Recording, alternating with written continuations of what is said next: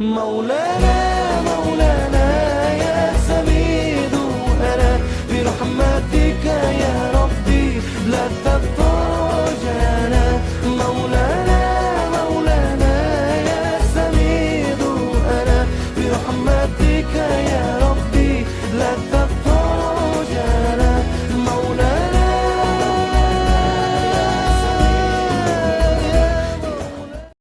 Assalamualaikum warahmatullahi wabarakatuh. Saya Markando Jopri Nirvana. Pada video kali ini saya ingin membahas tentang apa itu alat kontrasepsi, keluarga berencana dan sterilisasi. Baiklah, langsung saja mari kita simak penjelasannya berikut ini. Perlu kita ketahui, kontrasepsi berasal dari kata kontra yang berarti mencegah atau melawan. Sedangkan konsepsi berarti pertemuan antara sel telur yang matang dan sel sperma yang menyebabkan kehamilan. Maksud dari kontrasepsi adalah untuk menghindari atau untuk mencegah terjadinya kehamilan sebagai akibat dari pertemuan antara sel telur yang matang dengan sel sperma. Baiklah, kita lanjut dengan keluarga berencana. Istilah KB berasal dari kata keluarga dan berencana. Apabila kata ini dipisah, maka keluarga mempunyai arti tersendiri, demikian juga dengan kata berencana. Yang dimaksud dengan keluarga di sini ialah unit terkecil di dalam masyarakat yang anggota-anggotanya terdiri dari ayah dan ibu atau ayah, ibu, dan anak. Jadi yang dimaksud dengan keluarga berencana itu adalah gerakan untuk membentuk keluarga yang sehat dan sejahtera dengan membatasi kelahiran. Dan keluarga berencana ini diartikan sebagai upaya peningkatan kepedulian dan peran serta masyarakat melalui upaya pendewasaan usia perkawinan, pengendalian kelahiran, pembinaan ketahanan keluarga dalam rangka melembagakan dan membudidayakan norma keluarga kecil, bahagia, dan sejahtera. Baiklah, kita lanjut dengan sterilisasi. Sterilisasi itu adalah memandulkan lelaki atau perempuan dengan jalan operasi pada umumnya agar tidak dapat menghasilkan keturunan. Dengan demikian, sterilisasi ini berbeda dengan cara atau alat kontrasepsi pada umumnya yang hanya bertujuan untuk menghindari atau menjarangkan kehamilan sementara waktu saja. Baiklah, kita lanjut dengan dampak positif dan negatif alat kontrasepsi, keluarga berencana, dan sterilisasi. Dampak positifnya ialah pemakaian praktis, harga relatif terjangkau, dapat mengurangi gejala sindrom pramenstruasi atau PMS, siklus haid menjadi lebih teratur, bisa langsung dihentikan ketika berencana hamil, menurunkan resiko penyakit kista induk telur, kanker rahim, dan kanker usus besar.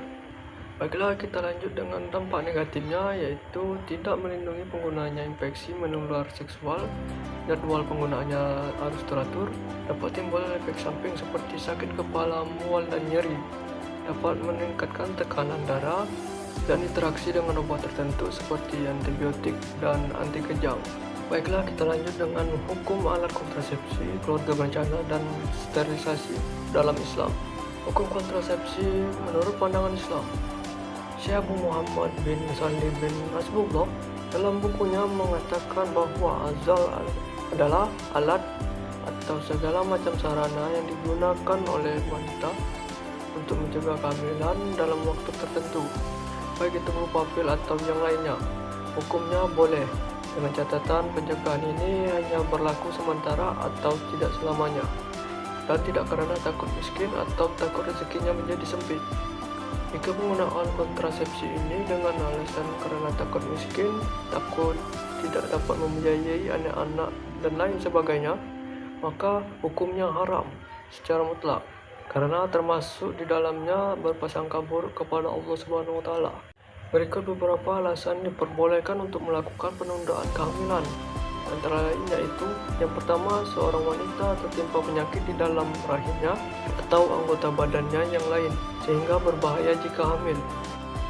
Yang kedua, jika sudah memiliki banyak anak sedangkan istri keberatan untuk hamil lagi, dengan niatan untuk memberikan pendidikan usia dini pada anak sampai siap untuk hamil kembali. Baiklah, kita lanjut dengan hukum keluarga berencana menurut pandangan Islam. Pada dasarnya, Islam sangat menganjurkan umatnya untuk memperbanyak keturunan. Di dalam hadis yang menerangkan hal tersebut adalah hadis riwayat Ma'qal bin Yasar ketika datang seorang laki-laki meminta pendapat Rasulullah SAW mengenai calon istrinya yang memiliki nasab yang baik dan cantik namun mandul. Maka beliau mengatakan jangan. Lalu ia bertanya untuk kedua kalinya. Maka Rasulullah SAW bersabda, yang artinya nikahilah wanita yang penyayang dan banyak anak atau subur, karena sesungguhnya aku akan berbangga banyaknya jumlah kalian di hadapan umat-umat yang terdahulu. Hadis riwayat An-Nasa'i, Abu Daud. Dalam hadis ini sangat jelas sekali bahwa Islam menganjurkan umatnya untuk memperbanyak keturunan, sehingga upaya-upaya yang dilakukan untuk menyedikitkan keturunan sangat tidak sejalan dengan syariat yang bertanasul. Baiklah, kita lanjut dengan hukum sterilisasi menurut pandangan Islam. Hukum sterilisasi pada dasarnya adalah haram atau dilarang karena ada beberapa hal yang prinsipal, yaitu yang pertama, sterilisasi ini berakibat pemandulan tetap. Hal ini bertentangan dengan tujuan pokok perkawinan menurut Islam, yakni perkawinan lelaki dengan wanita selain bertujuan untuk mendapatkan kebahagiaan suami istri dalam hidupnya, di dalam dunia dan di akhirat, juga mendapatkan keturunan yang sah yang diharapkan kelak untuk menjadi anak yang soleh sebagai penerus cita-citanya. Yang kedua, mengubah ciptaan Tuhan dengan jalan memotong atau menghilangkan sebagian tubuh yang sehat dan berfungsi. Yang ketiga, melihat aurat orang lain atau aurat besar.